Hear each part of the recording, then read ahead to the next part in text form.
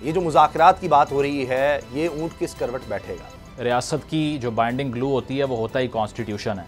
उसकी वजह यह है कि एक शहरी और हुकूमत के दरमियान सिर्फ एक कॉन्ट्रैक्ट है जिसके तहत कवानीन वज़ा किए गए हैं और बताया गया कि आपकी ये ड्यूटीज़ हैं, हमारी ये ऑब्लिगेशन है, और वो है कॉन्स्टिट्यूशन। जितनी मॉडर्न डेमोक्रेसीज़ हैं वहाँ कॉन्स्टिट्यूशन की सीरियसनेस इतनी ज़्यादा है कि उसमें अमेंडमेंट करना भी अजाब होता है, लेकिन हमारे यहाँ पे इसको बेंड करना, ब्रेक करना, अपने मफाद के लिए इसको ट्विस्ट करना कोई मुश्किल नहीं रहा हमेशा से।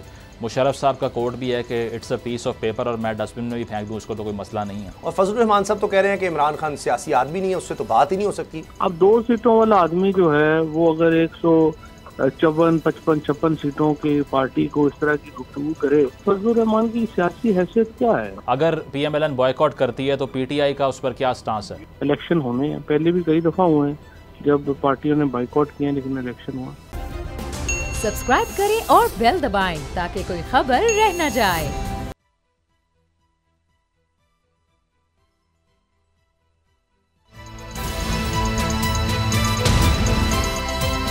अब पता चला। बिस्मिल्लाहिर्रहमानिर्रहीम, अस्सलाम वालेकुम।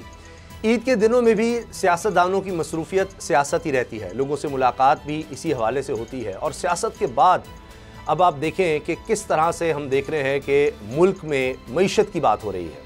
हर कोई इस वक्त परेशान है माशी हालात को लेकर, इस पर भी हम बात करेंगे। और साथ ही आज के प्रोग्राम में, आज के शो में हम ये बात करेंगे कि ईद के बाद अब क्या मैदान सजने वाला है। ये जो मुज़ाकरात की बात हो रही है, ये ऊँट किस करवट बैठेगा।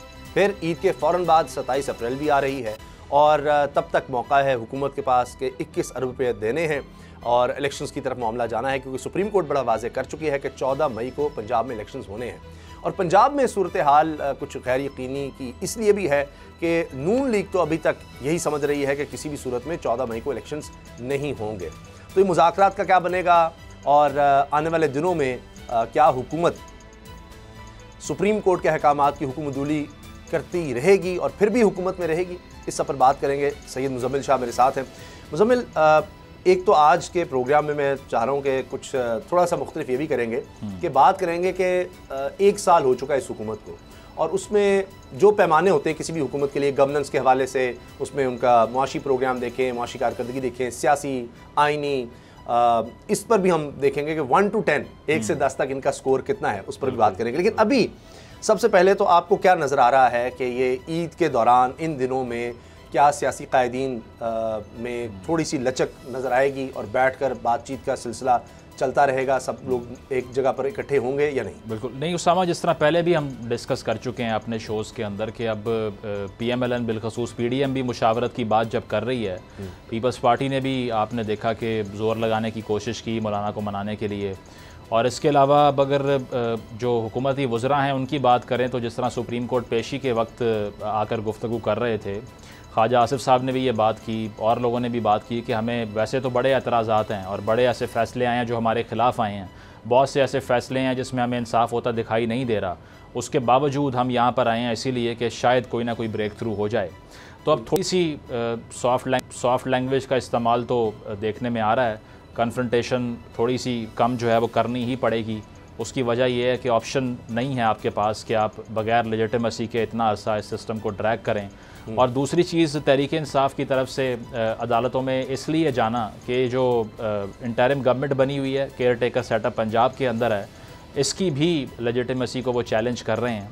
तो ईद के दिनों में और ईद के बाद इस पर भी कोई डेवलपमेंट सामने आ सकती है कि आया मोहसिन नकवी साहब के जो 90 रोज़ हैं, इससे आगे तजावुज़ होना, क्या ये आइनी है, क्या ये लॉफुल चीज़ है, या पहले कोई मिसाल मिलती है तारीख़ में इसकी कि एक निगरान वज़ीर आला साहब आते हैं और वो इख्तियारात का इस्तेमाल भी करते हैं और 90 रोज़ के बाद भी उनकी हुकूमत कायम रहती है।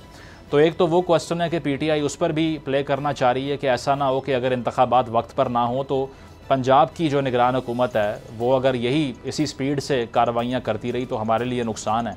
तो एक वो वहाँ से अदालत से एक्सपेक्टेशन रखते हैं इन ईद की छुट्टियों में। एक ये चीज़ वाज़ेह हो सकती है कि इसके बाद कोर्ट्स क्या रास्ता इख्तियार करती हैं मोहसिन नकवी साहब की हुकूमत के ख़िलाफ़। और दूसरा जो मुज़ाकरात की बात जो आप भी ज़िक्र कर रहे हैं, उसमें यही मौका है। अगर 14 मई को इंतखाब करवाना है तो यही मैं समझता हूँ कि ईद की छुट्टियाँ ही हैं जिस पे कोई बात हो सकती है, क्योंकि एक लंबा प्रोसेस है, बैलेट पेपर की छपाई है, इंतखाबी निशान अलॉट करना है, फिर टिकट्स का मामला जहाँ तक है PMLN ने अभी आगाज़ भी नहीं किया उसका, बाइकआउट की खबरें सामने आ रही हैं।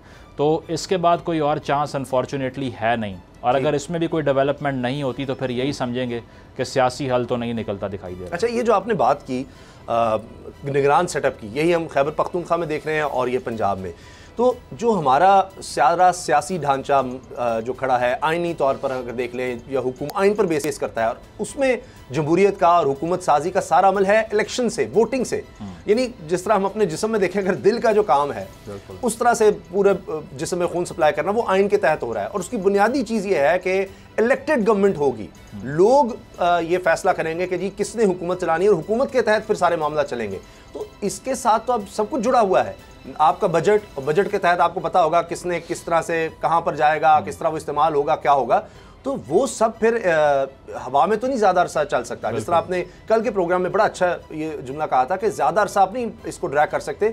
पाकिस्तान की अगर हम 75 साल की बात करें, आमरीत भी आई तो उन्होंने कोई ना कोई कानूनी कवर लिया उसको चलाने के लिए, कोई नए हलफ लिए।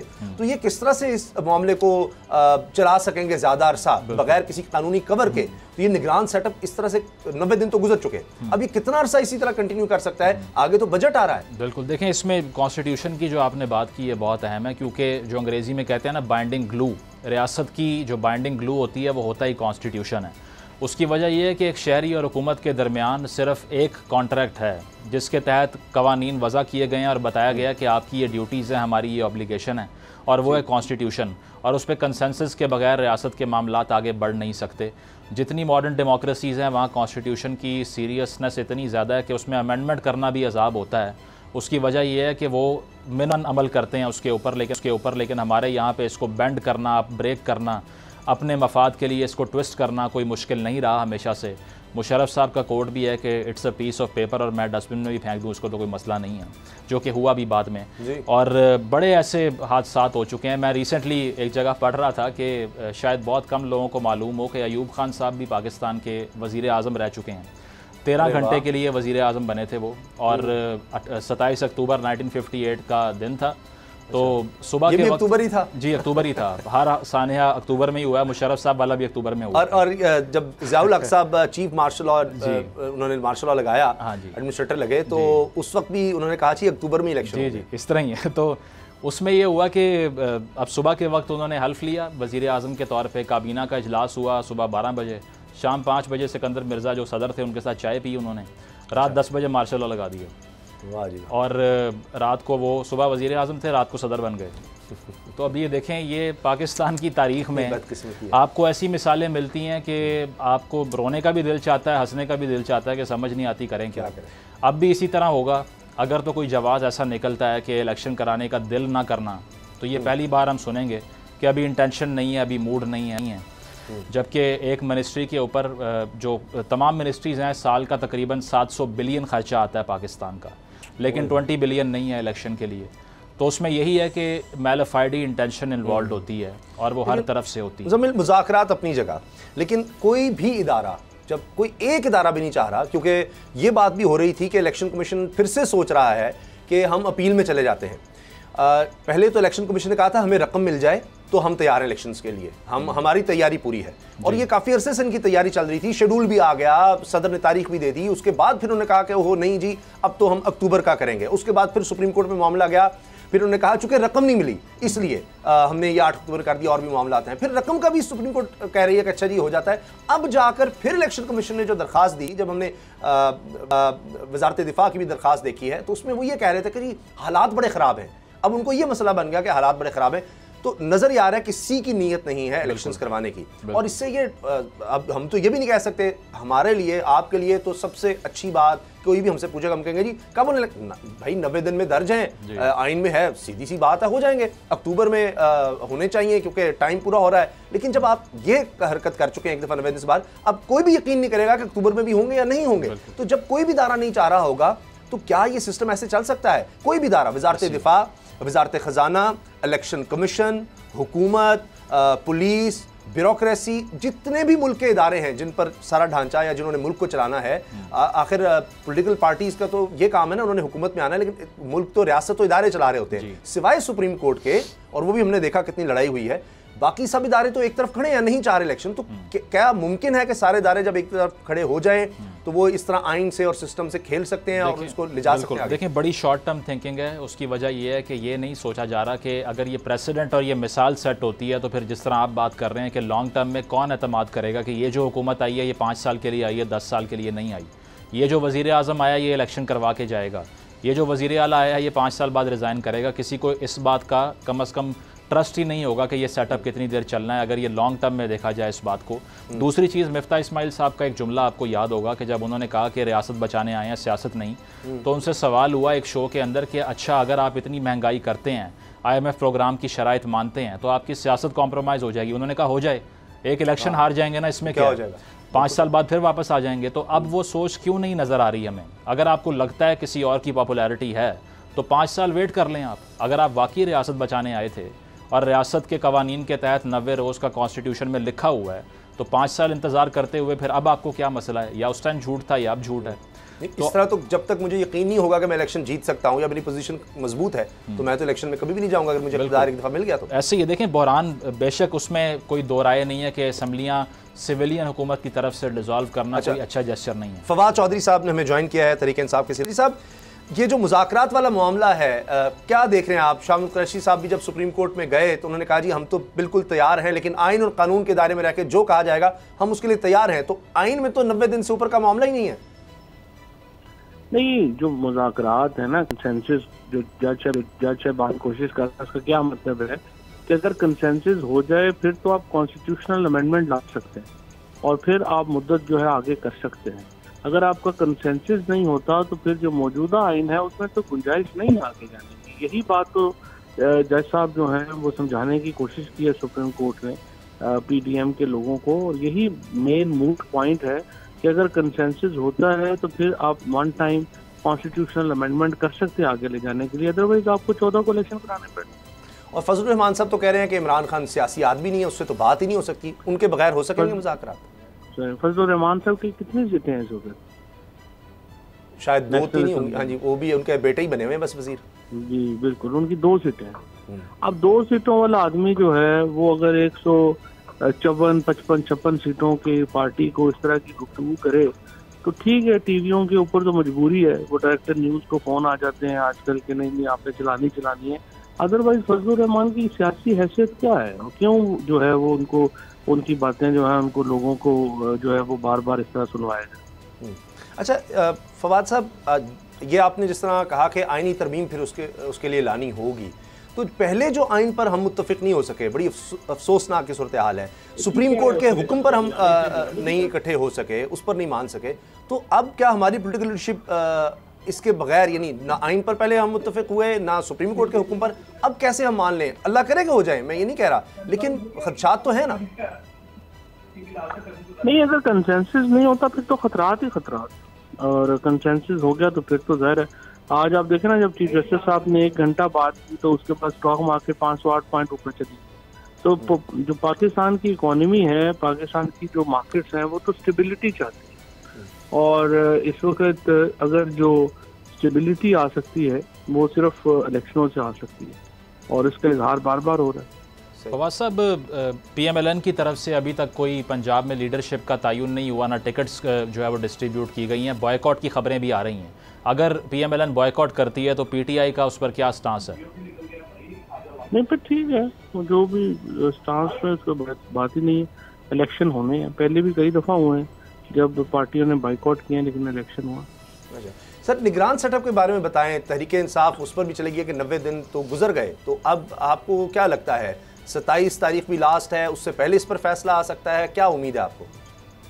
जी बिल्कुल, हमने आज पटिशन फाइल कर दी जिसमें हमने यही कहा है कि 22 तारीख को Mohsin Naqvi has now ceased to be the chief minister, और अब सुप्रीम कोर्ट के पास सिर्फ आर्टिकल 187 में ये पावर है कि वो एक टेम्परेरी अरेंजमेंट कर सके, और अगर जो अरेंजमेंट्स हैं वो नहीं हो सकते तो फिर यहाँ हुकूमत अब जो है वो इलीगल है, वो आगे नहीं चल सकती। अच्छा फवाद साहब, ये जो स्टेबिलिटी की आपने बात की, हम देख रहे हैं 1 साल से नहीं आ सकी। अगर सिर्फ पंजाब में इलेक्शंस होते हैं तो हुकूमत ये कहेगी कि देखिए जी पंजाब में हो रहे हैं, बाकी मुल्क में नहीं हो रहे, इंस्टेबिलिटी तो फिर भी रहेगी जब तक कौमी असम्बली के या चारों बाकी सूबाई असम्बली को नहीं हो जाता। तो हम तो कह रहे हैं आप इकट्ठी करा लें। और आपको याद होगा उस वक्त तो बार बार स्टेटमेंट दिए थे इन्होंने कि अगर आप केपी और पंजाब की असम्बलियाँ तोड़ दें तो मुल्क में इलेक्शन हो जाएंगे। अब हमने अपना वादा पूरा कर दिया, अब अपना वादा पूरा करें और नेशनल असम्बली उनको तोड़े और इकट्ठा इलेक्शन करवा लें। आइन में तो ऐसी कोई बात नहीं। फवाद साहब, ये जो मुज़ाकरात की बात हो रही है, पीपल्स पार्टी, हमने देखा कि बिलावल साहब ने भी कहा कि बहरान से बचने के लिए बात करनी पड़ेगी। इसके अलावा राना सनाउल्लाह साहब की भी अब टोन पहले जैसी नहीं लगती, वो जून की भी बात कर रहे हैं कि जून में भी इलेक्शन हो सकते हैं। तो आपको लगता है कि उनको ये रियलाइज़ हुआ है कि इतना ड्रैग इस सिस्टम को हम नहीं कर सकते आगे? नहीं, बिल्कुल हो सकते हैं, तो है कि मुस्बत सिमत में पेशरफ्त हो सकती है, मुस्बत सिमत में हमें बढ़ना चाहिए आगे और एक अच्छा फवाद साहब, आपकी तरफ से कोई पेश की शराइत हैं? जिस तरह हमने देखा कि अली जैदी को तो रिहाई मिल गई, लेकिन अली मीन गंडापुर साहब को तो पूरे पाकिस्तान की सैर करवाई जा रही है। इमरान खान साहब के खिलाफ ऑपरेशन का खदशा तहरीक इंसाफ खुद जाहिर कर चुके हैं ईद पर। तो मुज़ाकरात से पहले कोई पेश की शर्त होगी कि ये केसेस ख़त्म किए जाएँ, कोई लोगों को रिहा किया जाए, कोई ऑपरेशन ना किया जाए? ये शर्त की बात नहीं है, ये तो कॉमन सेंस की बात है। अगर आप मुज़ाकरात को माहौल बेहतर करना चाहते हैं तो जाहिर है आपको इस तरह की चीज़ें जो हैं वो छोड़नी पड़ेंगी और एक बेहतर माहौल देना पड़ेगा। लेकिन अगर आप नहीं करना चाहते और कुछ लोगों के बातों में आके आग भड़काना चाहते हैं तो फिर आपकी अपनी मर्जी। लेकिन सर अभी तक तो नहीं हुआ ना कोई उस तरह की रिहाई या केसेस का सिलसिला तो जारी है। कभी कुछ और नहीं होता तो इद्दत वाला मामला आ जाता है। तो मुज़ाकरात की तरफ भी साथ बढ़ तो रहे हैं आप? ये तो हुकूमत के सोचने का काम है ना। ये तो उन्होंने देखना है कि वो किस किस्म का माहौल चाहते हैं इलेक्शन के वक्त या इलेक्शन के ऊपर मुज़ाकरात के लिए। अगर वो बेहतर माहौल चाहते होंगे तो वो फिर इस तरह की इलीगल कार्रवाइयों से बाज आएंगे, गिरफ्तारियों से बाज आएंगे और एक लेवल प्लेइंग फील्ड देने की बात करेंगे। बहरहाल ये भी मामला जो है वो इस वक्त कोर्ट्स में है, देखते हैं कैसे आगे। सर ब्रेक से पहले 2 मिनट हैं, ये फरमाइएगा तहरीक इंसाफ ने जो पंजाब में टिकट्स अनाउंस किए हैं, हर पार्टी में मसाइल होते हैं, आपकी अपनी राय क्या है पार्टी से हट के? आप समझते हैं बड़ा ये ज़बरदस्त है, कुछ नए लोगों को चांस दिया गया, जो इलेक्टेबल्स थे उनको पीछे किया गया, नाराजगियां तो नजर आ रही हैं? और वो तो होती हैं, जब भी आप इतने बड़ी एक्सरसाइज करेंगे तो कुछ ना कुछ तो होंगी। लेकिन मेरे ख्याल में स्केल उतना बड़ा नहीं है जितना कई लोगों का एक्सपेक्ट कर रहे थे। एक्चुअली स्केल काफ़ी कम है नाराजगियों का। फवाद साहब, जिस तरह से ये खबरें भी हमने सुनी कि पीटीआई जो है वो लॉबिंग भी कर रही है यूएस के अंदर भी और अपना इमेज बिल्डिंग कर रही है, तो क्या फाइनली ये रियलाइज़ किया पीटीआई ने कि इंटरनेशनल स्टेक होल्डर्स बड़े इंपॉर्टेंट होते हैं, उनको कन्विंस करना भी ज़रूरी है इलेक्शन से पहले? जी बिल्कुल बिल्कुल, इंटरनेशनल लॉबिंग बड़ी इंपॉर्टेंट है और इंटरनेशनल लोगों को हमारा पॉइंट ऑफ व्यू पता होना चाहिए। और ये पता होना चाहिए कि हम कोई अमेरिका के खिलाफ नहीं है हम, लेकिन ये पॉलिसी कि अमेरिका पाकिस्तान का फैसला करेगा कि हुकूमत यहाँ क्या बननी है, ये एक्सेप्टेबल नहीं। और ये चीज़ बाकी अमेरिका के अवाम जो हैं वो भी इसी चीज़ को जानते हैं और समझते हैं। सर लास्ट क्वेश्चन, आप हमेशा इस चीज़ के हामिल हैं, एस्टैब्लिशमेंट एक हकीकत है, जो भी प्रोसेस है उसको शामिल होना चाहिए, बल्कि आप तो एक वक्त कहते रहे कि पीडीएम की अपनी कोई उस तरह हैसियत नहीं है। अभी हमने वजारत दिफा की रिपोर्ट्स भी देखी हैं कि खुदा न खास्ता जंग का भी खतरा है, कुछ भी हो सकता है अगर अभी इलेक्शंस करवाए गए। तो वहाँ कोई बातचीत हो रही है या नहीं? अब जो भी होगा पीडीएम के थ्रू या इन मुज़ाकरात में होगा? नहीं, वहाँ पे तो नहीं हो रही, लेकिन मेरे ख्याल में तो उनको भी आना चाहिए। हमने तो कहा है कि हमारी तो ख्वाहिश, मैं तो कह रहा हूँ कि तीनों पार्टीज को बैठना चाहिए और अकॉर्डिंगली एक जो बात है उसको आगे करना चाहिए। एस्टैब्लिशमेंट को भी साथ बैठना चाहिए, लेकिन जाहिर है ये फैसला तो उन्होंने करना। सही, बहुत बहुत शुक्रिया तहरीक इंसाफ के सीनियर रहनुमा फवाद चौधरी साहब, आपने वक्त दिया जी। और ब्रेक के बाद बात करेंगे कि इस हुकूमत का 1 साल किस तरह का रहा। अगर हम 1 से 10 तक नंबर्स दें तो मुख्तलिफ हवालों से, गवर्नेंस के हवाले से, मईशत पर क्या कहते हैं मुजम्मिल शाह, और मैं अपनी भी राय दूंगा ब्रेक के बाद।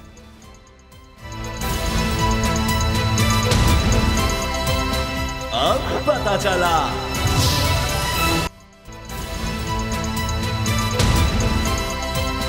अब पता चला।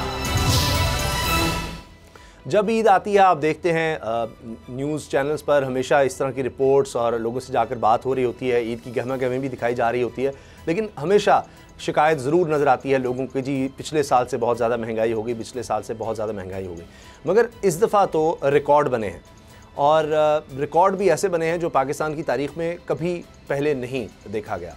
महंगाई के हवाले से देखें आप, बेरोज़गारी का देखें, इसके साथ इंडस्ट्री की जब बात करते हैं हम तो उसमें लार्ज स्केल मैन्युफैक्चरिंग जो बड़ी इंडस्ट्री पाकिस्तान में कही जाती है वो नीचे चली गई है। पाकिस्तान की एक्सपोर्ट्स कम हो गई हैं, लेकिन करंट अकाउंट सरप्लस ज़रूर हो गया, यानी डॉलर्स में जितनी हम बाहर से चीज़ें ख़रीद रहे हैं और जितनी बाहर भेज रहे हैं या एक्सपोर्ट, और जितने हमें डॉलर्स आ रहे हैं थ्रू रेमिटेंसेस तरसीलात ज़र में, उसमें हमने कुछ बेहतरी देखी। लेकिन इसके चक्कर में हमारी इकॉनमी, हमारी मईशत बहुत सुकड़ गई है, क्योंकि एक्टिविटी उस तरह से नहीं हो रही। तो एक साल ये हुकूमत का यकीनन बहुत भारी गुजरा है लोगों पर, और हुकूमत को ख़ुद इस चीज़ की काफ़ी ज़्यादा समझ है, इसी वजह से वो इलेक्शन से भाग रही है। लेकिन मुज़म्मिल, पहले तो अगर हम मईशत की बात करें, कहते हैं जी हम जब आए तो बहुत ज़्यादा मसाइल थे, इमरान खान साहब ने पेट्रोल सस्ता कर दिया था, उसकी वजह से बहुत ज़्यादा हुआ, IMF हमसे मान नहीं रहा, अब बड़ी सख्त शराइत रख रहा है। शहबाज शरीफ के बयान एक के बाद एक हैं जी हम बड़े मजबूर हैं, IMF की बात माननी पड़ेगी, IMF लकीरें निकलवा रहा है, एतबार नहीं है। आयशा गौस साहिबा जो वज़ीर ममलकत हैं ख़जाना, वो भी कहती हैं जी वो एतबार नहीं कर रहे। इसाक डार की भी स्टेटमेंट्स। लेकिन ओवरऑल मजबूरियाँ अपनी जगह, 1 से 10 ये एक साल आप कितना रेट करेंगे? जो भी चैलेंजेस रहे इंटरनेशनली और लोकली भी, इमरान खान साहब ने असम्बलियाँ भी तहलील कर दी, अदम इस्तेहकाम भी हुआ जी, वो सब इमरान खान कसूर है, सबको देखते हुए 1 से 10 में आप क्या समझते हैं? पहले तो उसकी वजह बताएं और फिर स्कोर भी बताएं। देखिए, मौशी एतबार से तो मैं 10 में से 3 नंबर ही दे सकता हूँ, और वो 3 नंबर भी इसीलिए कि उन्होंने ये हौसला दिखाया कि हम इस सूरत हाल में कुछ ना कुछ मैनेज करने की कोशिश कर लेंगे। लेकिन बाकी जो डिडक्शन है इन मार्क्स की, वो इसीलिए है कि पहले वो आते हैं, और पहले तो लैक ऑफ क्लैरिटी है कि हमने जाना किस तरफ है। मिफ्ता साहब आते हैं तो वो आकर IMF के प्रोग्राम की तरफ बढ़ने की बात करते हैं, लेकिन उसके बाद में अचानक से एक फ़ैसला होता है कि इसाक डार साहब से रिप्लेस कर दें उनको, और वो क्यों किया आज तक किसी को मालूम नहीं है, because is a family man actually. तो सिर्फ वही तरजीह थी और उसको किया। और उसके बाद क्या हुआ कि जी एंटी IMF पॉलिसीज़ को परसू करना, 6 महीने हो गए प्रोग्राम मुकम्मल नहीं हुआ। दूसरी चीज़ ये है कि इन्फ्लेशन रेट आपसे कंट्रोल नहीं हुआ। तीसरी चीज़ ये है कि अगर आपने दोबारा से इस साल के वस्त में IMF में जाना है तो 2019 का प्रोग्राम अब तक $6 अरब का मुकम्मल नहीं हुआ। तो इसका मतलब यही है कि आपके पास लॉन्ग टर्म प्लान कोई भी नहीं था, और जिस लिहाज से आपने बंदों को लगाया, इसाक डार साहब का जो बहुत बड़ा आपने कैरिज़मा बनाया था कि वो डॉलर को 200 से नीचे ले जाएंगे, वो 300 के करीब पहुंच गया। तो ये सारे जो फेलियर्स हैं, फिर दूसरा गंदम का जो क्राइसिस आया सारा, उसमें लोग मरे। इसके अलावा इन्फ्लेशन जो हमने देखी है, जो डॉलर की प्राइजेज़ हों वो अनप्रेसिडेंटेड थी कि आज तक पाकिस्तान की तारीख में यहाँ तक नहीं पहुँची। तो बेशक अगर आपको इल्म था कि इस नैच पे हालात पहुँच रहे हैं तो आप अपने सर पे तभी लेने आए थे ना जब प्लान होता आपके पास।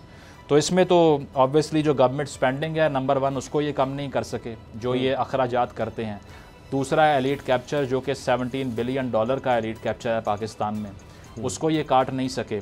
और तीसरी चीज़, एक बड़ा इशू जो रशियन ऑयल का था, जो इन्होंने कहा कि आते साथ हम वो लेकर आएंगे, अब तक कोई डील जो है वो उस पर कहते तो हैं कि पेशरफ्त हो रही है, मई का सुन रहे हैं, मई में आ जाएगा, अगले महीने आ जाएगा, लेकिन अब तक नहीं हुआ। अगर ये बात कर रहे थे, क्लेम कर रहे थे, तो पाकिस्तान का सबसे बड़ा इंपोर्ट बिल जो है वो 2 चीज़ों पर है, एक तो हथियारों पर है और दूसरा जो है वो ऑयल पर है। तो ऑयल का अगर इंपोर्ट बिल कम करना था तो बड़ा क्रूशल था रशियन ऑयल, लेकिन वो अब तक नहीं आ सका। तो इन सारी परफॉर्मेंसेस के बाद मुझे लगता है कि इतने मार्क्स ये डिज़र्व करते हैं। आप शायद इससे डिसएग्री करें, आपका भी टेक सुन लेते हैं। नहीं, क्योंकि ईद का मौका है तो मैं आपके साथ एग्री कर लेता हूँ, 3 ही दे देता हूँ। और वैसे तो जो लोग देख रहे होंगे वो कहेंगे जी इनको तो 0 देने चाहिए, कोई भी इनको मार्क्स नहीं देने चाहिए। लेकिन वो जो कहते हैं ना जी हमने डिफ़ॉल्ट से बचा लिया मुल्क को, ये अभी तक जिस तरह से हमने किया हुआ है, चाइना की तरफ से आ गए जिस तरह भी इन्होंने किया, तो सिर्फ इस वजह से कि जी आज तक आप डिफ़ॉल्ट कह के जी डिफ़ॉल्ट की सूरत हाल है जी, हम उससे बचे हुए हैं सिर्फ इस वजह से कि जी जो भी आज मुल्क चल रहा है किसी भी तरह से हमने जनाब करंट अकाउंट डेफिसिट जो है, मतलब आप ये नहीं समझते कि सियासत की बजाय रियासत बचा ली है उन्होंने? नहीं, मुझे नहीं लगता उन्होंने न सियासत बचाई है न रियासत बचाई है। इतना बुरा हाल हमारा कर दिया है कि आज आप देखिए सऊदी अरब भी, UAE भी कॉन्फिडेंस ही नहीं है उनको किसी भी मुल्क को इस वक्त, क्योंकि ये फैसले नहीं ले रहे। और ये मैं सवाल भी आपसे करना था, उसमें बता भी देता हूँ कि ये भी इसलिए कि ईद का मौका है कि चलो इनको भी खुश कर दे, 3 दे दें, वरना इनकी 0 के भी काबिल नहीं है। उसकी वजह यह है, मैं अर्ज़ करता हूँ क्यों। उसकी वजह यह है कि देखें जब IMF से डील फाइनल होने लगती है, इन्होंने कहा था 70 दिन से ज़्यादा हो गए हैं। जब इसाक डार साहब ने कहा था जी फाइनल बस जी ये 2 दिन में हो रहे हैं जी, वो आ गया जी, उनका स्टाफ लेवल एग्रीमेंट हो रहा है, वो आ गई है जी, IMF की टीम आ गई।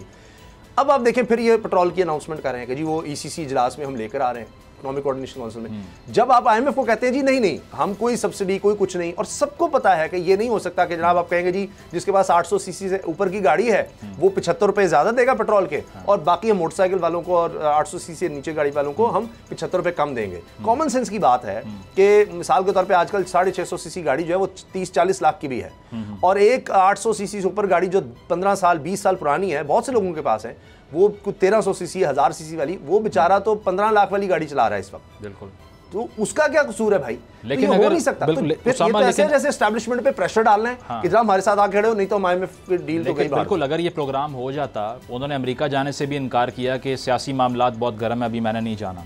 तो अगर ये प्रोग्राम हो जाता तो क्या जवाज़ ना पैदा हो जाता इलेक्शन का? ये भी तो एक मामला है ना, कि उसको भी देख रहे थे ये कि अगर वो प्रोग्राम होता है तो ये सिर्फ साज़ी कहानी नहीं है, ये बाकायदा इनकी हरकतों से ऐसे लग रहा है कि ये खुद IMF डील जो है ख़राब भी करना चाह रहे हैं। इसके अलावा भी उसामा, अगर नज़र नहीं आता इसके अलावा वजह। बिल्कुल, अगर कॉन्स्टिट्यूशनल जो वैल्यूज़ हैं, अगर लॉ एंड ऑर्डर की सूरत हाल देख लें तो वो जो पहले PDM की सारी तनकीद रही, अगर हम इकॉनमी से हट के उस तरफ आ जाएँ तो उसमें भी यही था कि विच हंटिंग हो रही है, अपोजिशन जेलों में है, मुकदमात कायम किए जा रहे हैं, लोगों को उठाया जा रहा है, उन पर केसेस बन रहे हैं और इसके अलावा गुमशुदगियाँ हो रही हैं, तो हम आकर इसको ओवरटर्न करेंगे। मुझे लगता है नहीं किया, आकर उसी स्पीड से, बल्कि शायद उससे ज़्यादा स्पीड से हमने देखा है कि उसी तरह मुकदमात कायम हो रहे हैं, उसी तरह से विच हंटिंग हो रही है, उसी तरह से सियासी मोटिवेटेड केसेस बन रहे हैं। तो वो भी एक बड़ा सेक्शन है जो इस गवर्नमेंट ने आकर ये दावा किया था कि हम आकर जब आएंगे तो इंतकामी सियासत का खात्मा करेंगे जी। उसकी वजह यह है कि इंतकामी सियासत ने इतना नुकसान पहुँचाया कि अपोजिशन जेल में पड़ी हुई है और कंसेंसस है नहीं, फ़ैसले एक पार्टी करी जा रही है। तो जब ये आते हैं पार्लियामेंट में तो अपोजिशन तो ऑब्वियसली है नहीं, नैब लॉज पास हो गए और उसके बाद में जो केसेस बने वो भी सारे वन डायरेक्शनल हुए और उन नैब लॉज के पासिंग के बाद हमने देखा कि इन पर जो केसेस थे उसमें बहुत से केस कम भी हुए। बेशक रिफॉर्म होनी चाहिए, लेकिन जो आइनी प्रिंसिपल्स थे उसमें भी कोई बेहतरी नहीं आई, ह्यूमन राइट्स रिकॉर्ड बेहतर नहीं हुआ। उसमें तो फिर आप सिफर दे रहे हैं। बिल्कुल नहीं, उसमें तो मैं यही कहूँगा उसमें भी शायद सिफर ही होना चाहिए। उसकी वजह यह है कि कोई डिफरेंस नहीं है।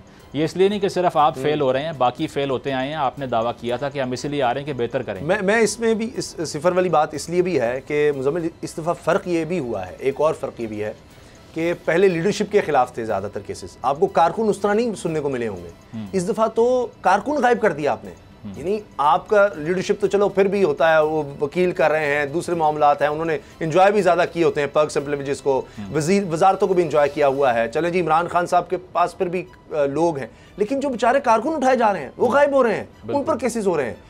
ये तो मुझे नहीं लगता कि नून लीग और दीगर के साथ इस तरह से हुआ था कि उनके जनाब लोग ही गायब में उठाए जा रहे हैं। देखें, इन्होंने जिस तरह से हीरो बनाया है खान साहब को अपने इकदामात से, उतना खान साहब ने अपनी सियासत से अचीव नहीं किया जो इनकी सियासत से उन्होंने अचीव कर लिया। इस वजह से चले इस पर हम ब्रेक लेते हैं और ब्रेक के बाद इसी तरह से हमें लॉ एंड ऑर्डर सिचुएशन की बात की हो तो इनकी अपनी रिपोर्ट्स ही ऐसी हैं कि वो भी ज़ीरो ही है। लेकिन गवर्नेंस को देखेंगे, आइनी तौर पर इन्होंने कहाँ तक पाकिस्तान को बर्बाद किया है और 0 से 10 का देखेंगे, और साथ सियासी जो अब सारी जमातें इकट्ठी हैं तो सियासी स्कोर इनका क्या है, ब्रेक के बाद।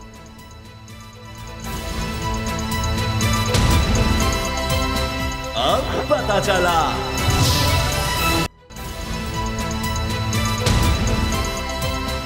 अब पता चला।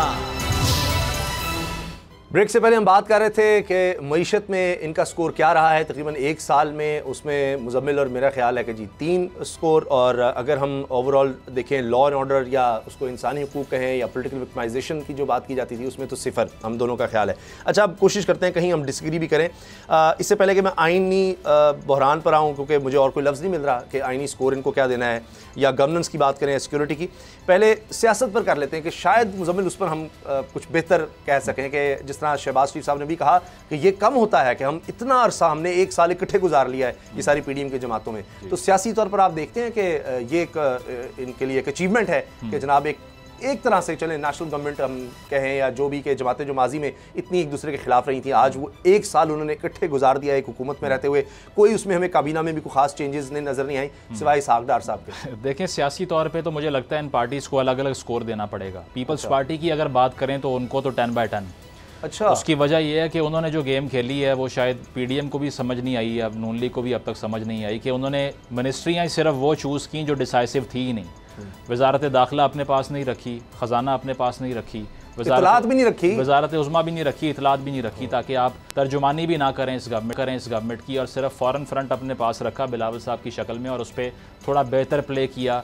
चाहे वो हिंदुस्तान को कन्फ्रंट करने की बात जो इस पाकिस्तान की पॉलिटिक्स में काफ़ी सेलेबल होती है, या इसके अलावा वहाँ जाके अफ़गानिस्तान का केस लड़ना जो बिलावल साहब ने किया, और इसके अलावा और भी अमेरिका के दौरे देखें, अमेरिका में भी बिल्कुल वहाँ पर और जो सैलाब ज़दगान के लिए जो कॉन्फ्रेंस हुई उसमें भी ज़ाहिर है ज़्यादा क्रेडिट वो दे बिल्कुल। और साथ साथ ये भी कहना कि अगर आप सिंध के मसाइल हल नहीं करेंगे गवर्नमेंट छोड़ देंगे, ये भी कहना कि पीटीआई से बात करें, तो हर चीज़ में पीपल्स पार्टी अपर हैंड ले गई। और पंजाब के अंदर भी जो इलेक्शन हुए थे ज़िमनी, उसमें भी पीपल्स पार्टी की कुछ सीटें निकल आई, नून लीग की कुछ भी नहीं निकली। मुल्तान से देख लें आप और जगहों से देख लें, तो उसमें पीपल्स पार्टी का तो मैं समझता हूँ कि जो है ना वो 5 उंगलियाँ कीमे रही हैं। अच्छा। और उन्होंने जो है ना वो इस एक बुनियादी से एक थोड़े से अरसे के लिए आई हुई हुकूमत से फ़ायदा ले लिया है, थोड़ी इमेज बिल्डिंग कर ली है। सिंध में अपने जो ग्राउंड है उसको बड़ा स्ट्रॉन्ग किया हुआ है, अब भी वहाँ कोई अपोजिशन दिखाई नहीं दे रही उनकी इस टाइम के ऊपर भी।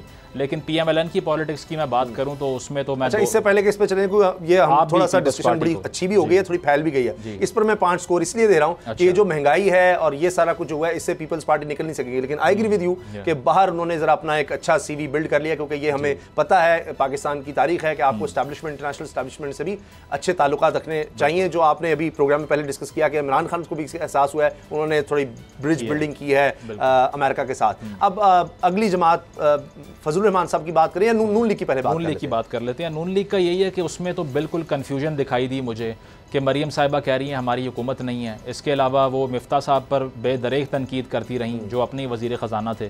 और इसके साथ साथ ये कि हुकूमत लेनी नहीं चाहिए थी, ये भी उन्होंने ट्वीट कर दी है। नवाज़ शरीफ साहब का ये आइडिया था लेकिन माना नहीं कुछ लोगों ने। तो वो एक ऐसी डिवाइड है कि उससे नून लीग को जो नुकसान हुआ है नाकाबिले तलाफ़ी है। उनकी पॉलिटिक्स भी कॉम्प्रोमाइज़ हो गई, पंजाब का वोट भी चला गया, नवाज़ शरीफ साहब भी वापस नहीं आए, मरीम साहिबा के इख्तलाफात भी ख़त्म नहीं हुए पार्टी के बाकी फैक्शंस के साथ। तो ओवरऑल उसमें तो मैं माइनस में दूंगा मार्क्स, क्योंकि जितना जल्दी नून लीग ने पंजाब में मैंडेट लूज़ किया है, मैंने किसी पार्टी को नहीं देखा कि वो with in a matter of 2-3 years 2-3 साल में वो दहाइयों की पॉलिटिक्स जो है ना वो गवा बैठे, मैंने देखा नहीं इससे पहले। क्योंकि इससे पहले जो भी हो जाए अपर पंजाब में नून लीग को शिकस्त देना वॉज नियर टू इम्पॉसिबल और रहा है। लेकिन अब वो जो बिल्ड कर रहे हैं कि ये तो शहबाज शरीफ साहब की सारा था, नवाज शरीफ आएगा तो ठीक होगा। आपको लगता है बिक रहा है वो? नहीं, मुझे नहीं लगता। नहीं, देख लेना। अब अवाम तो यही कहती है कि ये हुकूमत जो है पीएमएलएन की है, शहबाज शरीफ साहब वज़ीर आज़म है, आपकी अपनी गवर्नमेंट है, मरीम साहिबा जलसे कर रही हैं। तो नुकसान जो है वो चारों तरफ से मैं समझता हूँ कि पीएमएलएन का हुआ है इसके अंदर, कि पंजाब जो स्ट्रॉन्ग होल्ड था, पीपल्स पार्टी तो सिंध से अपना जो है पावर ड्रॉ कर लेगी दोबारा। आप कहाँ से पावर ड्रॉ करेंगे ये आपको अवेलेबल नहीं है, क्योंकि आपको घर के अंदर आकर जो है वो इमरान खान ने इन्वेड किया है यहाँ पे। तो पंजाब में उनकी पॉलिटिक्स एब्सोल्युटली कॉम्प्रोमाइज। अच्छा, मौलाना फजलुर रहमान वेरी क्विकली। हाँ नहीं, उसमें तो मौलाना साहब की गेम वैसी शॉर्ट होती है, जिस तरह से 2-3 सीटों का उनका जो है ना वो सारा कैलकुलेशन होती है। तो उसमें मैं नहीं समझता कि केपी में कोई वो वोट अपना रिडीम कर सकेंगे। उसकी वजह यह है कि वहाँ पर जो पॉपुलैरिटी खान साहब की वोट ऑफ नो कॉन्फिडेंस के बाद आई है, और वो जलसों की शक्ल में देख लें आप, वैसे देख लें तो वो आपको अभी दिखाई देगी। तो मौलाना साहब की पॉलिटिक्स तो यही है कि अभी आप बात ना करें, चलने दें इस निज़ाम को, अभी 1 साल और मिल जाए। या तालिबान के हवाले से जो उनकी पॉलिसी थी उसको भी इमरान खान ने आकर हाईजैक कर लिया, क्योंकि उन्होंने भी वही बात की कि उनसे बात करें। तो ANP वगैरह को हराते मौलाना साहब इस बेस पर थे, डोमिनेट करते थे कि प्रो तालिबान बात कर दी, लेकिन खान साहब ने वो भी उनसे छीन लिया।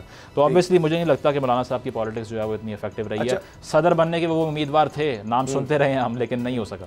तो 1 to 10 मौलाना साहब के हवाले से बात कर जी नहीं, उसमें तो मैं यही कहूँगा कोई 4 कर लें आप, 3 कर लें। इसमें यही है कि PDM के इत्तेहाद के सदर बन गए, यही उनकी विक्ट्री थी, इसके अलावा कोई खास। अच्छा, चले मौलाना साहब को सिर्फ चूँकि 1 स्कोर मेरी तरफ से, इसलिए कि उन्होंने वो अपने वजारतें जो हैं उनको सिक्योर किया हुआ है, गवर्नर अपना बनवा लिया उस लिहाज से। लेकिन अगर अवाम के तौर पर कहें तो उस लिए मुझे लगता है कि उनको बहुत ज़्यादा डेंट पड़ रहा है, बिल्कुल लूज़ कर रहे हैं। अगरचे उन्होंने एक मरहला जीता था बल्दियाती इलेक्शंस का, दूसरा वो हार गए थे, अब उनके लिए वो भी मुश्किल हो जाएगा। और उसके एक दलील मेरे पास ये भी है कि वो इसीलिए इलेक्शन से वो भी भाग रहे हैं। नून लीग के लिए आपने नेगेटिव कर दिया, तो मैं अब थोड़ा सा आपसे मुख्तलिफ होने के लिए सिर्फ सिफर कर रहा हूँ। और वो भी मैं अभी नून लीग को ये कह रहा हूँ कि आज अगर आप इलेक्शंस में चले जाते हैं तो शायद आप इससे बेहतर होंगे, आपको बिल्डअप करने में बेहतर हो जाएगा कि हम जनाब इलेक्शन में चले गए, हमें पता था मुश्किल है, तो फिर आप वापस आ सकेंगे, वरना जितना डिले करेंगे आपके लिए वापसी उतनी मुश्किल हो जाएगी। ये सवाल आपसे कि अगर जिस तरह से वो बयानिया तश्कील देने में अगर कामयाब होते हैं, कि अगर उनको कंटेम्प्ट पर निकाल दिया जाता है, तो क्या आपको लगता है कि पंजाब में कुछ वोट वो रिडीम कर लेंगे? मुझे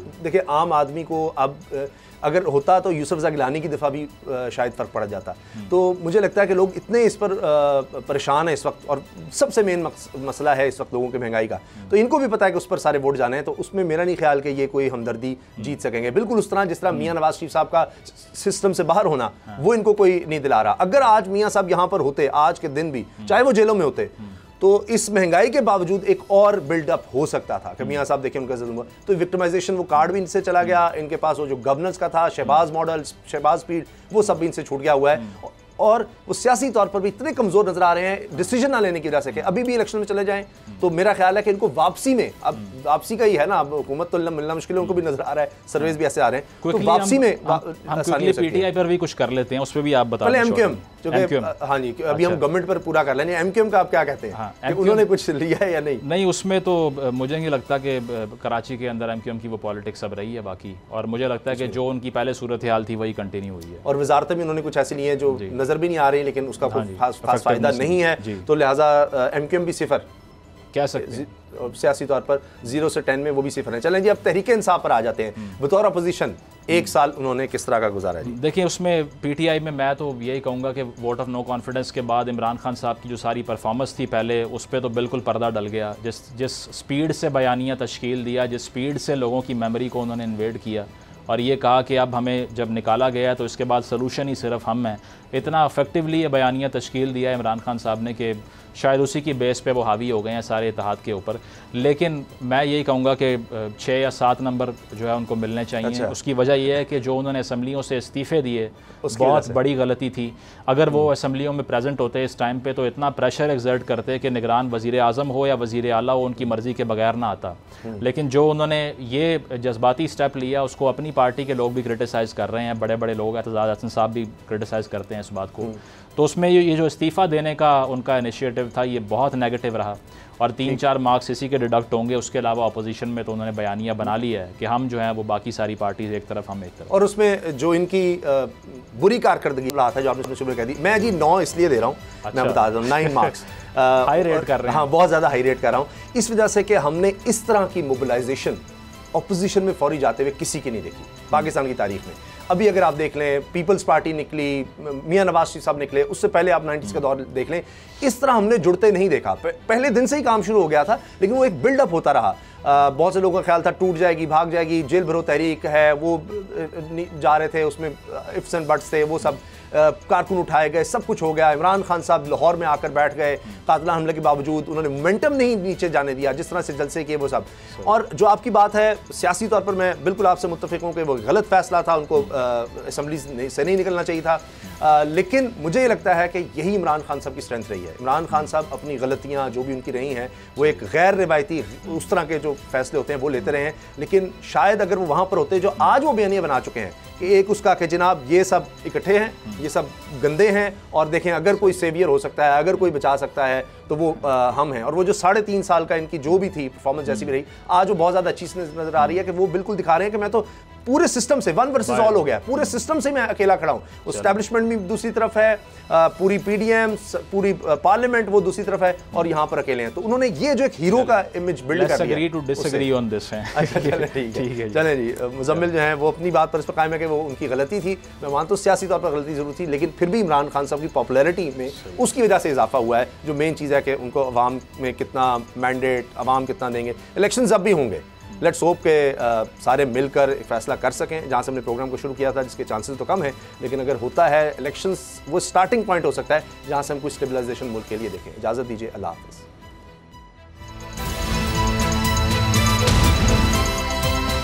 अब पता चला। अगर आपको ये वीडियो पसंद आई तो सब्सक्राइब करें और बेल पर क्लिक करें। हवाए नफ्स की है हुक्मरानी, लुटेरा कर रहा है पासबानी।